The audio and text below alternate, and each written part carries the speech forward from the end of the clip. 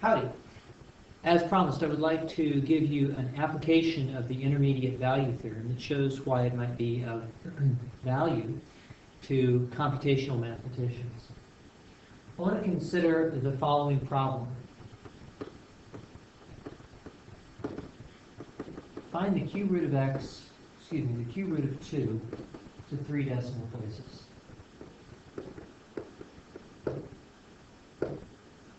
Now, we are going to actually come back to this problem several times during the course because we're going to find some more sophisticated ways of doing this. But the intermediate value theorem can be used to reliably, yet somewhat slowly, find the value of the cube root of 2. Let me show you how this works. Our goal is going to be to set up a function, f of x, such that f of x is equal to 0 when x equals the cube root of 2. Now, there are many functions possible here, but the simplest one that I can think of is f of x is equal to x cubed minus 2. And so if I set this function equal to 0, then the unique solution to that problem will be the cube root of 2, and we win. Now, I want to observe the following things about f. First of all, we observe that f is continuous for all x, because it is a polynomial. This means that the intermediate value theorem will apply to it on any interval that I choose. The second thing that I want to observe is that it's not too difficult to find values for which f of x is less than 0, such as 1, and for which f of x is greater than 0, such as 2. And our logic is that because f of 1 is less than 0 and f of 2 is greater than 0 and f is continuous, therefore there exists a c somewhere between 1 and 2 such that f of c is equal to 0. That's the intermediate value theorem applied, and the c that we're looking for must be the cube root of 2. So, in order to do this, we're going to use an iterative method called bisection. And the way that bisection is going to work... Dude, hello.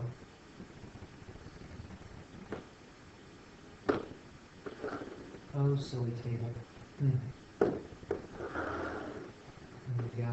The way that bisection is going to work is that we're going to begin with our two initial x's. And our two initial f of x's here. And f of 1 is equal to negative 1, and f of 2 is equal to positive 6. And now what we're going to do is to take our x that gives us a negative value and our x that gives us a positive value, and we are going to literally split the difference. We're going to average these two to get x equals 1.5. And we're going to evaluate f of 1.5 and just see what we get. I find it easiest, if I'm doing this, to simply let y1 equal x cubed minus 2 and trace along to various values. And when I trace along to 1.5, then I find that f is equal to 1.375. Since that's a positive value, we're going to move our positive boundary marker from 2 to 1.5. In other words, if we're looking at the curve f of x equals x cubed minus 2, then what we've done is to take our positive boundary marker and move it back to 1.5, like so. And now we're going to do the same thing. We're going to take the average of the positive and negative boundary markers, which gives us 1.25. And when we evaluate at 1.25, then we get negative 0.0469. Ooh, that's looking much closer. And it's also a negative value, so that's going to move our negative boundary marker for us. And repeat the process. We're going to take the average of these two,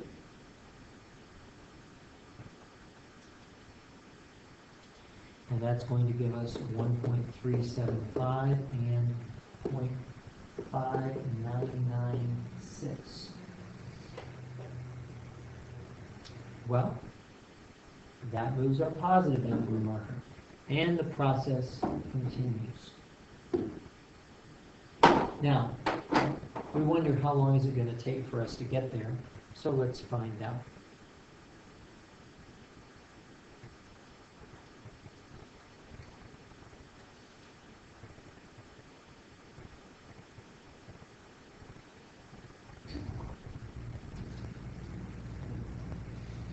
The next one is 1.313. I'm just going to use 3 decimal places here because of the way the question was stated. That gives me 0.2610, which again moves my positive boundary marker. Take the average.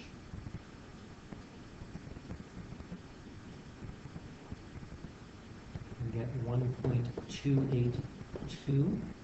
Looks like we're getting pretty close here. We get 0.1045 for our y value, which again is positive. Average again.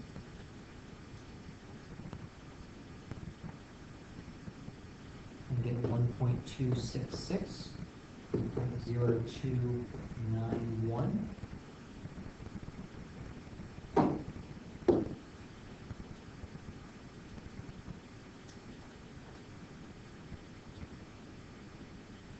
Average again and get 1.258 and negative 0.0091.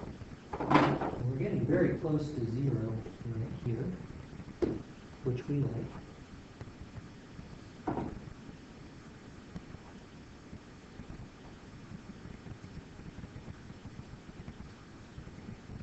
And get 1.262,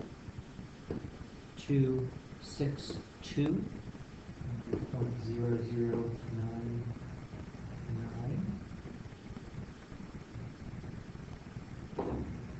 And one final averaging probably does it for us.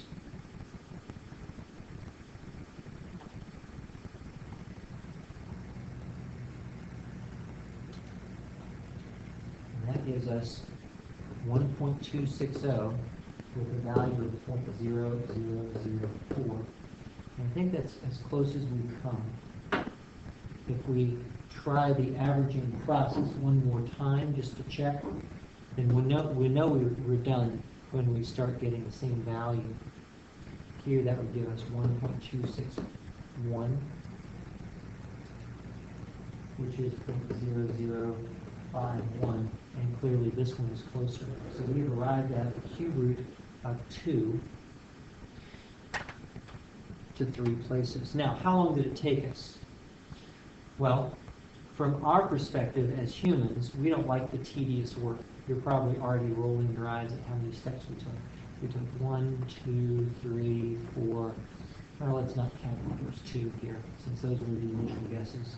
1, 2, 3, 4, 5, 6, 7, 8, 9, and somewhat of 10 steps to do this. We're hoping that there will be more efficient methods in the future, and there are. But here's the point. We are guaranteed that this process must converge. It might converge slowly, but it will converge to the value of the cube root of 2. And that's extremely nice if, let's say, you're a computer program and you can do 9 computations like this, lickety-split. You care much more about, is my answer guaranteed to pop out, than I do about how many computations do I have to take. I hope this is helpful to you.